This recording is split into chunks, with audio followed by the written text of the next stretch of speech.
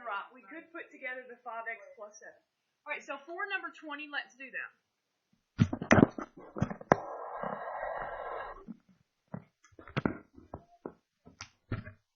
So we're going to take that 5x plus 7 and bring it down because they're both in front there. What's still left over, though? Is that completely factored? Yeah, it is.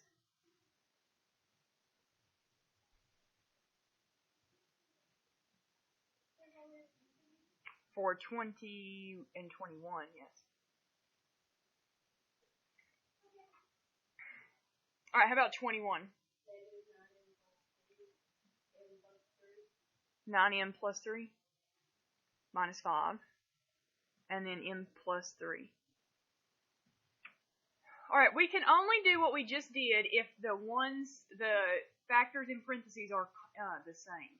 So we got to look at 22 and 23.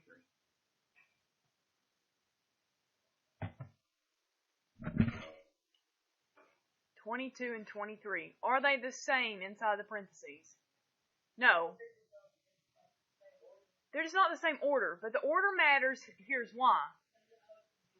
This is a positive, this is a negative. How could we change that though so that it actually is the same? Multiply by a negative, okay. I'm going to bring this down because this one is fine.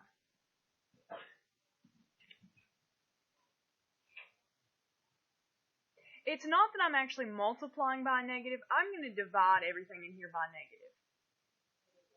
But if I'm going to do that, it's like pulling out a negative. So I actually have to have a negative 4. Because I'm changing that to a negative, or it won't be the same.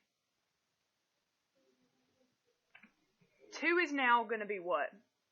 Negative. I'm going to put it at the end. And y is now... Are they now the same? How would I write my two factors in? 3y squared minus 4. Okay. Yes.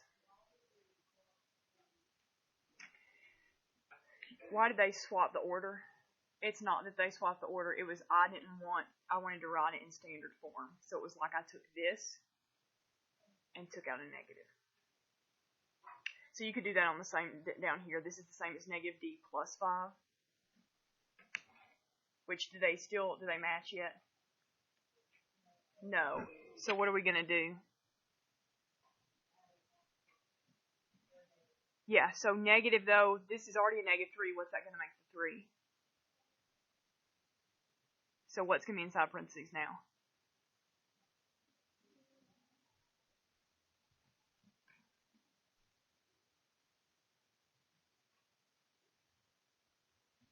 Alright, so then we have 2d plus 3 and d minus 5.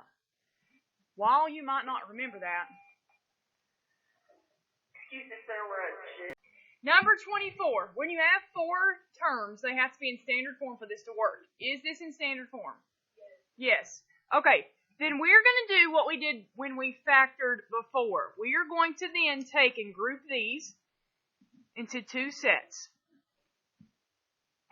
So when you have 4 terms, we're going to group them into 2 sets, as long as they're in standard form. What is the greatest common factor of x to the third plus 2x squared? Nope. I can't take out a third if this one's only got 2. X is second. Perfect. Okay. What's left? Good. Okay. From this one, I can take out an 8. Plus 8. What's left? Plus 8. 16 divided by 8? 2. Because I'm dividing, remember? 8 divided by 8 is just 1. 16 divided by 8 is 2. Once I have it in this order, not in this order, but this factored part, this is called factoring by grouping, by the way. What am I going to do? We did at the top. X squared plus 8 and x plus 2. Like I said, that's kind of new, but does that really feel like it's new compared to what we've done in the past? No. Alright, number 25. Is number 25 in standard form? No, help me put it in standard form. X cubed plus 2x squared minus 5x minus 10. I want you guys to factor that now.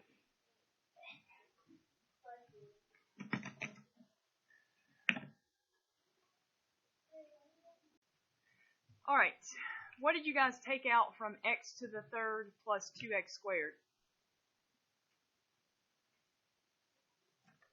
X squared, that just happened to be the same thing. So you have x plus 2. Okay, what do you take out from the second set of parentheses? Negative 5, which is x plus 2. Okay, then what do we write down? We don't have to do that here, but sometimes you need to check some things. Is this a perfect square? Minus, is this a perfect square? What if it was? I would have to keep going and factor again. I don't have to do that here, but it's possible. Alright, we're not going to put a summary here today, and there's a reason why. I'm fixing to pass out a flow chart of all the different factorings and what you need to do for each. So, we are going to glue this in. So, turn your notebook back to page 108 and glue that in on 108.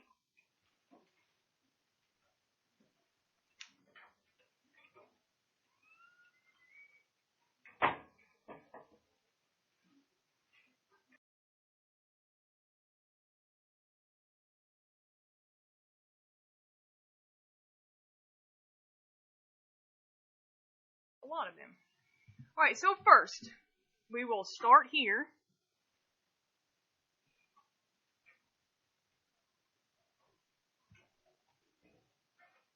The first thing you're always going to look for is there a GCF? If there is a GCF, then you're going to take that out. And then you're going to go back through the chart. If there is not a greatest common factor, you're going to decide, is it a binomial? Do you remember what binomial means? There's two of them. Okay?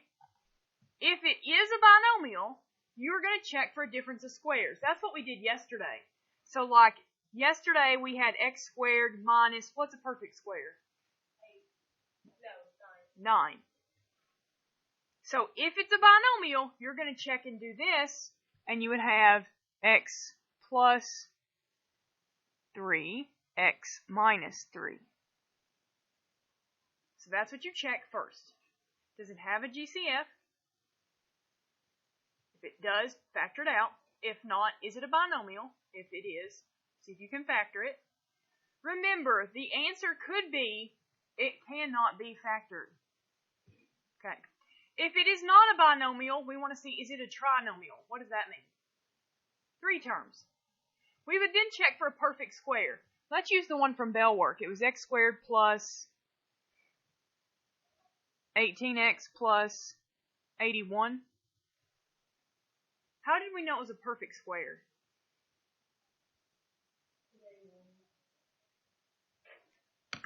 Yeah.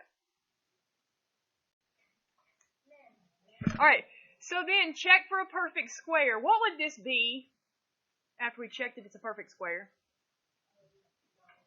9. So x plus 9 squared.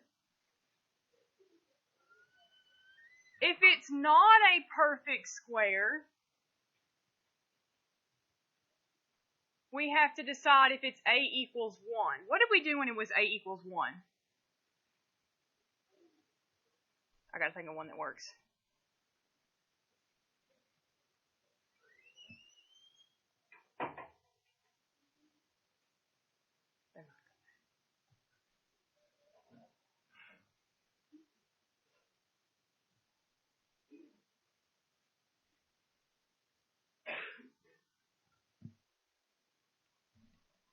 So if it's a equals 1, meaning there's no number here, what do we have to multiply to get? And we have to add to get?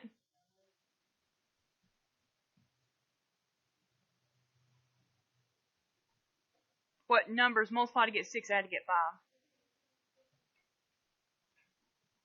So how do I write my factors?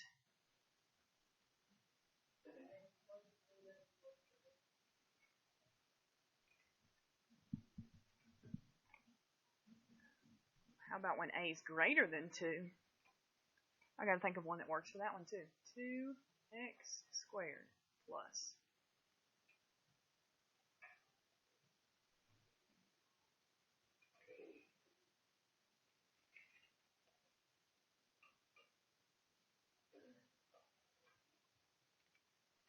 7x plus 3.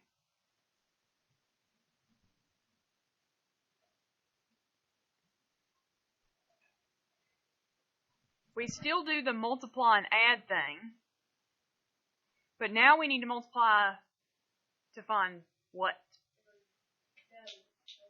2 times 3, which is 6, and add to get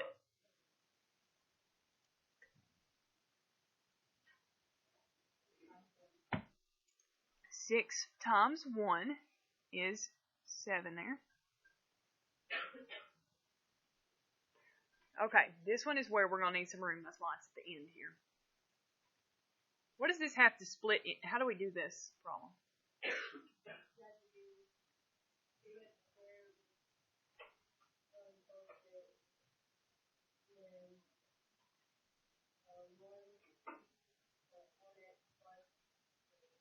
Okay, so we separate it. Now I'm going to give you a second because we've written a lot in one little short minute here.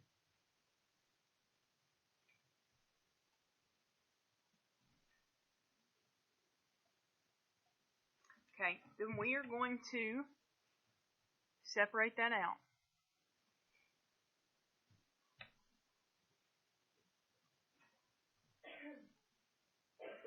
What can we take out of 2x squared and 6x? 2, is that it? X. What's left?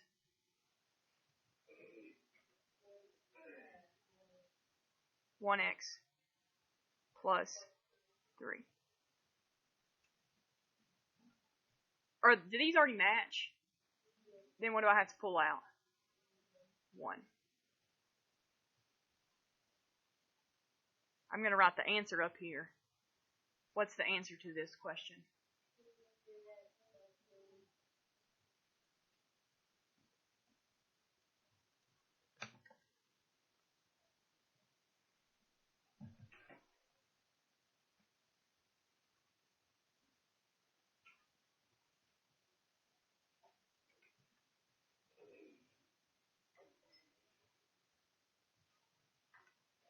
All right, and then last, if it is not a binomial, if it is not a trinomial, if it is something larger, we have to factor by grouping. And that's what we just did a second ago. X to the third plus x squared plus 7x plus 7. By the way, if the answer to every single one of these is no, if it is a trinomial but it won't factor, sometimes, like I said, the answer is it will not factor. We will learn about what you do when it won't factor later. The whole goal of this is actually to solve these, and we'll talk about other methods to solve next week. Factoring by grouping, we're going to split them up like we did down here. And I'm going to do what? What's the greatest common factor of x to the third and x squared? X squared. What's left? X plus 1, because x squared and x squared, all that's left is a 1. Okay? How about from this set of parentheses? 7. So I have x plus 1. So what is my solution? And x plus 1.